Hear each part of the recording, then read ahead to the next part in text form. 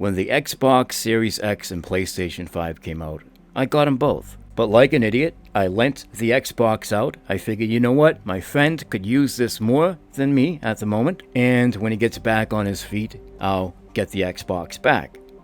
I haven't got it back. Long story short, I got another one. And you might be saying to yourself, purchasing an Xbox Series X at full retail after it's been out for a couple of years is a stupid thing to do. But hear me out. I buy a lot of games, and I was planning on buying a lot of games this year. Atomic Heart, the new golf game by EA, MLB The Show. But when I checked how many of these games were going to be coming out on the Game Pass, including how many games I would like to play on the Xbox generally speaking, including Redfall and Star Skyrim, it was crystal clear to me that if I bought an Xbox Series X and got on Game Pass, I would actually be saving money. Not to mention, it always seems like there's more ways to save on Xbox, including their subscription.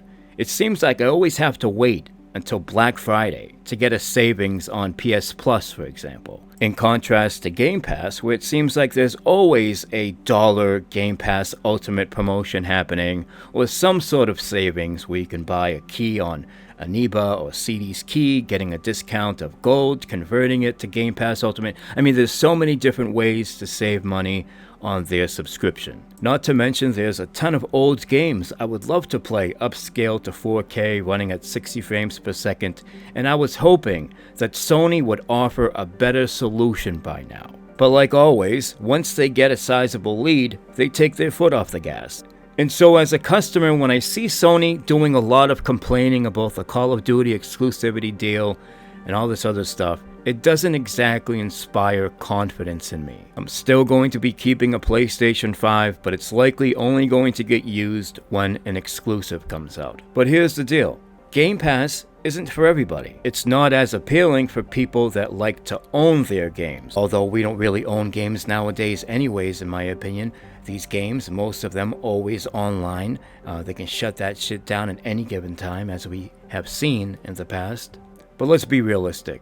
That usually takes time. It doesn't happen overnight where the servers just shut down. It usually takes years and years and years, right? So, if you plan on buying expansion packs, if you plan on buying a lot of DLC, if you're in it for the long run, one of those Diablo type games, it might make more sense to own it. I used to kind of be that way, where anytime there was an update or new content, I would go back to the game, see what's new and things like that, but nowadays, I'm completely opposite. And nowadays, when I complete a video game, I likely will never revisit it. Okay, there are exceptions, but most of the time, I want to move on to something else and experience as many games as possible. Another thing that's worth considering is customer service. Even though I didn't have to call PlayStation all that much, the times that I did call, they treated me like I was some kid trying to get over or something. They never granted my request for a refund, even though a game might have been getting a ton of bad publicity for being all jacked up, completely broken and shit. They didn't care. The answer was always no. Xbox, on the other hand, while not perfect either, many of your issues can be resolved online. You don't have to wait to call them between the hours of 9 and 5, or whatever it may be with Sony, only to be put on hold for God knows how long, only to be told no. But I think out of everything, one of the biggest deciding factors for me, I am just so sick and tired of paying $70+ for a AAA video game. It's supposed to be the best of the best that this industry has to offer, but nowadays it seems like every other AAA game is releasing a hot mess. Tons of bugs, glitches, running like dog shit, poorly optimized, lazy ass ports. Clearly needed more time to develop, and it's just like, how much of that crap can you tolerate until you start looking for a way out, a way to minimize it? And for me, the answer was Game Pass. At least on Game Pass, if one of these AAA games releases and it's a mess, you can be like, okay, I'm just gonna cut my losses, walk away, and go play something else. On PC, which is the ultimate place to play video games, obviously, you can get a Steam refund as long as you haven't played the game for 2 hours. You click on the refund button and your money's usually back in your account the next day.